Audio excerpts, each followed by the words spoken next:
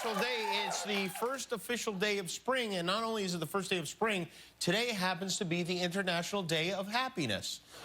That's right. We celebrate this every year.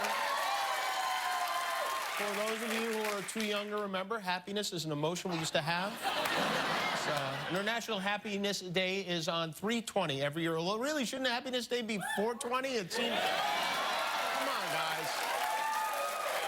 And while today is supposed to be a day of much joy and celebration, we got some very sad news this morning. Very sad news as another legendary musician passed away. People are remembering an internet icon. And the so-called keyboard cat has died.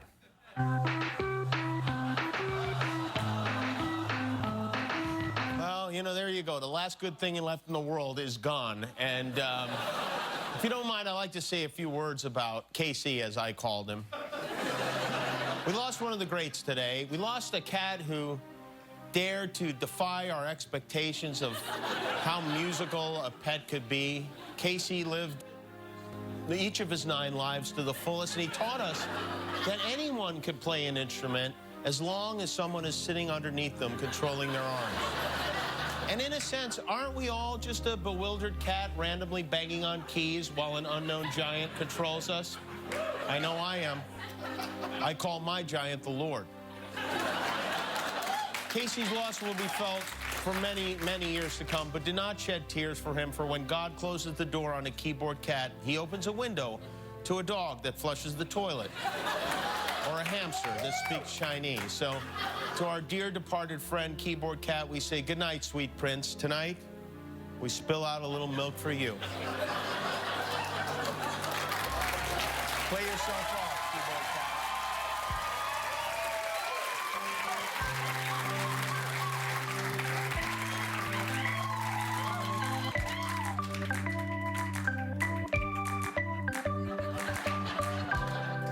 Damn cat, I got milk all over my feet.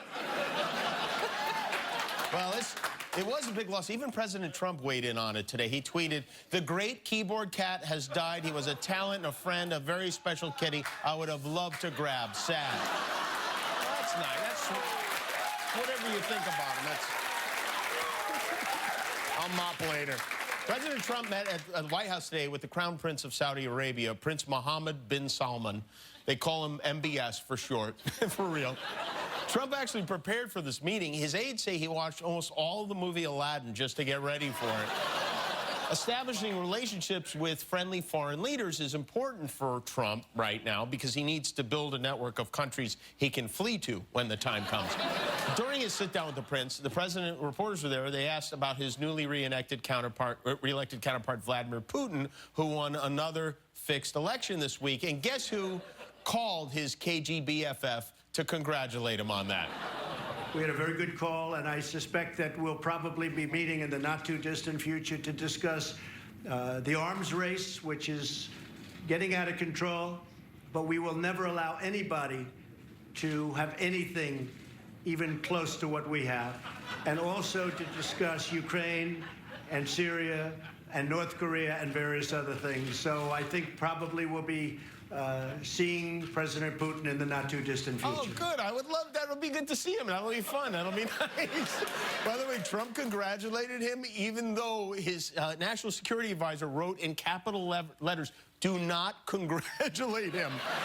Vladimir Putin just poisoned 2 people. Trump is calling to say, hey, congrats. Meanwhile, the Russia collusion-palooza continues to get bigger every day. The president's legal team is working overtime to help him avoid a lengthy interview with special counsel Robert Mueller. According to one of his advisors, Trump's lawyers are in crunch time right now, which is funny because crunch time is also what they call it when an extra crispy bucket of KFC arrives at the White House. But while the... thank you. While the impeachment team is working on that, the extramarital sex team is busy with Stormy Daniels. For the very first time, President Donald Trump is now admitting that that alias used in the now infamous Stormy Daniels NDA was actually for him. This revelation came in a Friday night legal counterpunch from Trump. They're now seeking $20 million from Daniels for breaking, they say, her agreement to be silent. Now, here is that legal filing, and you see Trump put his name on it right there, Donald J. Trump, a.k.a. David Dennison. Yeah, that's right. The President of the United States has a fake name he uses specifically for lawsuits with porn stars. It's David Dennison. This is great, too. You know how Trump's lawyer, Michael Cohen, paid Stormy Daniels $130,000 to keep quiet about her affair with David Dennison? Well, now he says he paid her out of his own pocket because Trump is a good friend, and that's what lawyers do. Let me tell you something. One of my best friends is a lawyer. We've known each other since we were kids. When he got divorced, he came and lived in my house for at least 6 months, maybe 10, rent-free. Then at the end of the time, I asked him to help me with the legal issue I was having, not a big, like a minor thing. He helped me and charged me $25,000, okay? That's what lawyers do. They charge you every 12 minutes.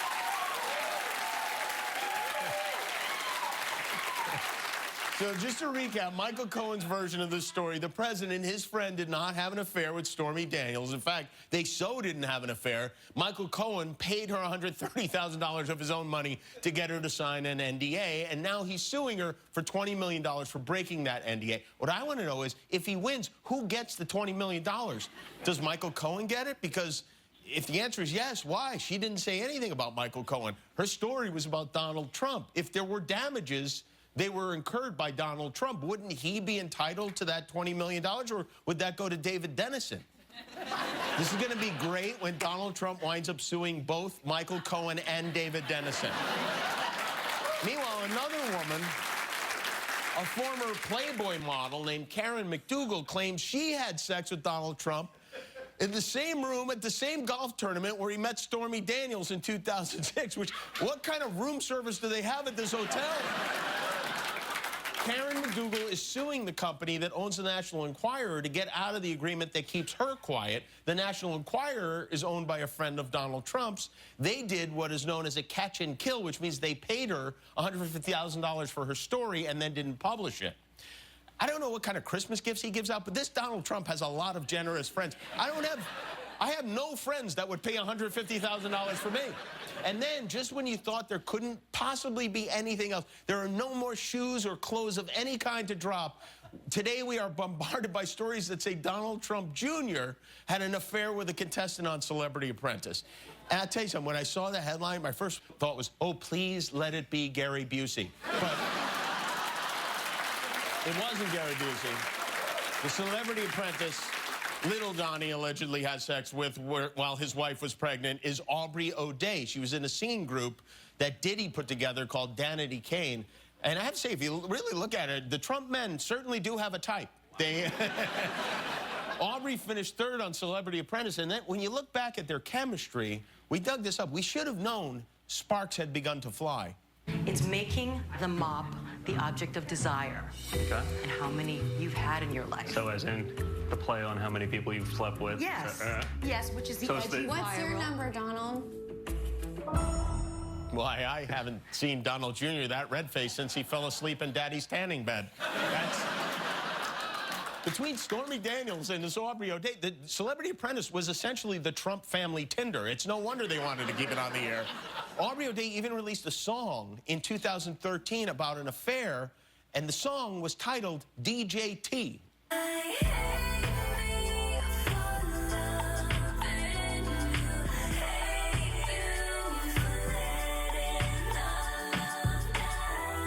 You have to hand it to Aubrey ODay. She hated him before everyone else did. Right? Wait, she was early on that. How is it possible that she released a song called Dgcgt and we are just finding out about it now? He's the president's son. We need to do better, people. Everybody needs to pitch in on this, okay? And by the way, after whatever relationship he had with Don Jr. was over, you know who Aubrey started dating? Pauly D from Jersey Shore. I guess she likes grease in the hair. I don't know. Meanwhile, as all this sex stuff is going on, here's what's up with our Secretary of Interior Decorating, Dr. Ben Carson. I was told that the dining rooms needed to be changed. I said, why? Because people are being stuck by nails, a chair collapsed with somebody sitting in it. It's 50 years old. I said, okay, we can potentially do that. I asked my wife also to help me with that. I love that with all this madness going on, Ben Carson is being grilled about a dinette set. Ben Carson, by the way, is one of the few remaining members of Trump's original cabinet. Trump goes through cabinet members like he goes through cheeseburgers and Aquanet, fast. Last week, he fired his body man, his personal assistant, and his Secretary of State, Rex Tillerson. Rex Tillerson had a 2-hour meeting with his replacement yesterday, Mike Pompeo, who currently runs the CIA. Poor Rex Tillerson. Even at the most important jobs in the world, your idiot boss can still make you train your replacement. And if you're Mike Pompeo, do you even do anything to your new office when you move in? Do you put up pictures, or you just live out of a banker's box so you can just gather your stuff when it's time to go? There's a lot of turnover in the Trump administration. So as a service to new incoming cabinet members, the White House put together a very helpful and informative orientation video. Welcome to President Donald J. Trump's cabinet. Your job here will last anywhere from 3 days to 12 weeks, depending upon the president's golf score. To optimize your stay with us, keep in mind this handy acronym. F is for fasten, as in fasten your seatbelt. This is going to be a bumpy and very short ride. You're fired. I is for insult. The president will insult you based on your appearance and/or demeanor. Don't worry about it, little Marco. Lion Ted Cruz, Crooked Hillary, Pocahontas. This guy's a choke artist, and this guy's a liar. Child molester. But don't worry, that just means he's about to let you go. You're fired. Go. R is for resume. Keep your resume up to date so you can send it out the second you are terminated. Meatloaf, you're fired. E is for exit. Security will escort you out of the nearest exit when You're fired. And lastly, D is for door. Don't let it hit you in the ass on your way out. You're fired, and you're a quitter. And Star Jones kicked your ass, whether you like it or not. Fired. It's what the Trump White House is all about. Paid for by ZipRecruiter.com. Oh, I didn't know they had that. All right, we're going to take a break. When we come back from the break, Katie Couric takes me for my first colonoscopy, so stick around. It will be fun.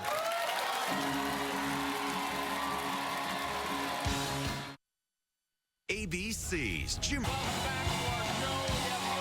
the Decemberists tonight, Judd Apatow is here tonight, and Katie Couric. Katie Couric, as you may know, I turned 50 this year. I'll hold for your applause. And before my birthday, Katie asked me if she could accompany me for my first colonoscopy. You know, you have to have that when you turn 50. And it seemed to be an unusual request, but I know this is something Katie is passionate about, and it's an important thing to do. So with that said, we're about to watch a camera go where no camera has ever gone before. Surprise! Hi, Jimmy. Come back here. Why are you doing this to me? Because you're 50 now, Jimmy. You're a big boy, and you need to get a colonoscopy. Is that what big boys get? That's true. They do. Can I get you a drink? Yeah, sure. Oh, is that the Oh, stuff? wait. Hold on. There you go. It looks like water, but I'm guessing it isn't. No, and you're going to do 2 of these tonight. 2 of them? Yeah. Oh, So, my goodness. 1 for you. Uh-huh. We do 2 right now? 1 or for you me. Do 2? No, you're going to do 1 now. Uh-huh. This is what I call a tall pour. Is that really? That's how much wine you have in one? Not really. But Oh, my gosh. Salud. So, cheers. And you don't have to chug it either.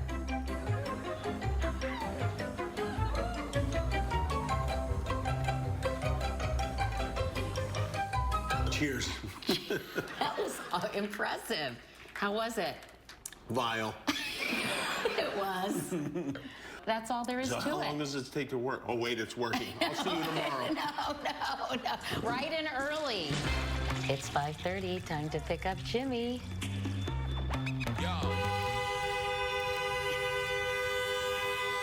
Here he is. How you doing? Oh, great. Good How you doing? morning. Thanks for picking me up. Well, you're going to get this done, and you're going to feel relieved, and you won't have to do it for probably another 5 or 10 years. So. Oh, all right. It'll be like the Olympics. Exactly.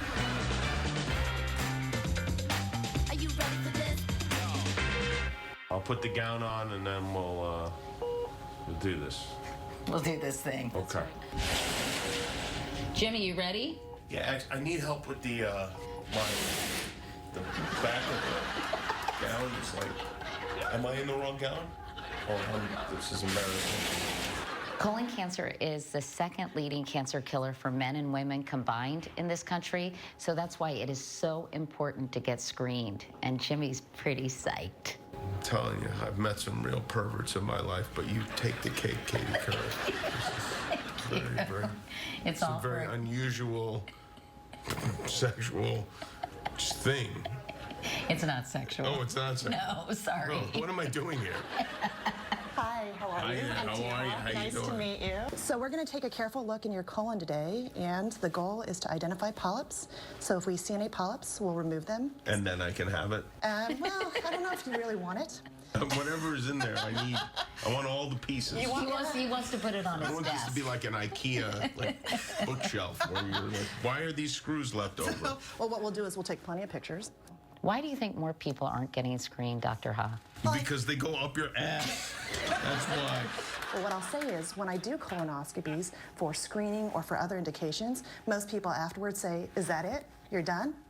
And they ask for more, don't Yes, they? and they love the sedation. The sedation makes it worth it. People say this isn't fun, but I say it's a lot more fun than being diagnosed with colorectal cancer, believe me. And so It's true. You should put that on a bumper sticker. I should actually, because, A long you know, bumper sticker. they had a 20% increase when I did this on the Today Show Wow. 18 years ago, and many more people got screened. They called it the Couric effect, and now we're going to have the Kimmel effect. Okay. I've always sounds like wanted a to be challenge. associated with a polyp and or the human colon. Would you mind? Just a quick thing, and I hope this is okay, but just to make sure everything's good, would you mind removing the butterfly on my stomach? Are you worried about Dr. Ha's steadiness? Well, listen, we just met, so I figured, what the heck? Well, considering I'm 4 espressos in, let's see Yeah. what we can do. Well you done. go. Wow, very well done. What else would you like? It sounds like you want to keep everything That was else. good. I feel comfortable All right. now. His nose Yes. didn't light up. Well, here's your butterfly. Thank you very much. Enjoy. You'll have a great time with it. Okay, here we go, Jimmy. Woohoo! By the way, ladies, I put a iTunes gift card up there. Whoever finds it, it's yours. And where? What do you mean up there? Go get him, Tiger. Good luck.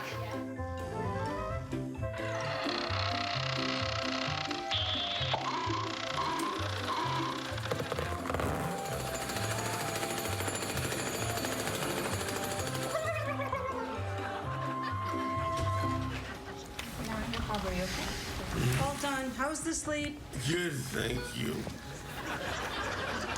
Well, there you have it. All right, Jimmy. A colonoscopy, thank you. The drugs worked. Take care, okay? Thank you very much. Hi, how are you feeling? I'm not getting all of the channels. The only station is that one. You know, everything went really well, but we did find a few interesting things, so we wanted to show you. We found your keys, Oh, wow. some soldiers. You've been looking for those, haven't you? Joe, where have you been? And best of all, look, Oh my gosh. we found your harmonica, Jimmy. Has it been sterilized? Not yet.